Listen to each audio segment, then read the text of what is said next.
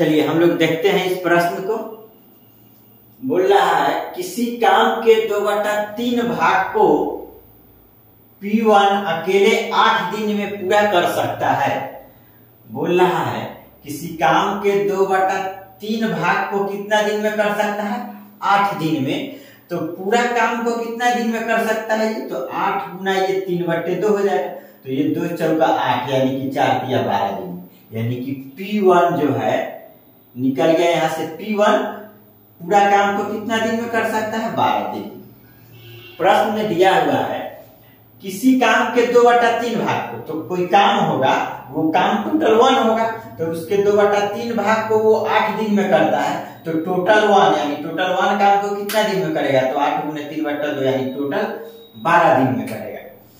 फिर बोल रहा है P2 के बारे में, उसी काम के 7/12 भाग को, यानी उस काम के 7/12 भाग को P2 जो है कितना दिन में कर सकता है?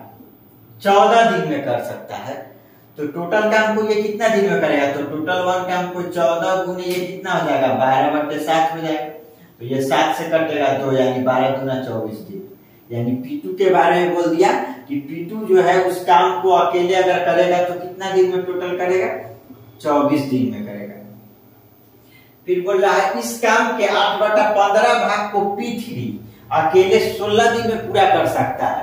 तो P3 के बारे में क्या बोल रहा है? 8/15 भाग को P3 अकेले 16 दिन में कर सकता है। तो ये पूरा काम को अकेले कितना दिन में कर सकता है P3? तो 16 गुने ये 15/8 यानी 8 से कटेगा 2 यानी 15 दूना 30 मल्टीप्लाई, यानी कि P3 के बारे में निकल गया कि P3 इस काम को अकेले करेगा तो 30 दिन में करेगा। अब तो बन जाएगा। तो बोल रहा है यदि तीनों एक साथ काम करते हैं तो काम कितना दिन में पूरा कर सकते हैं? तो यानी P1, P2 और P3 तीनों मिल करके, P1, P2 और P3 तीनों मिल के इस काम को करेंगे तो कितना दिन में कर सकते हैं?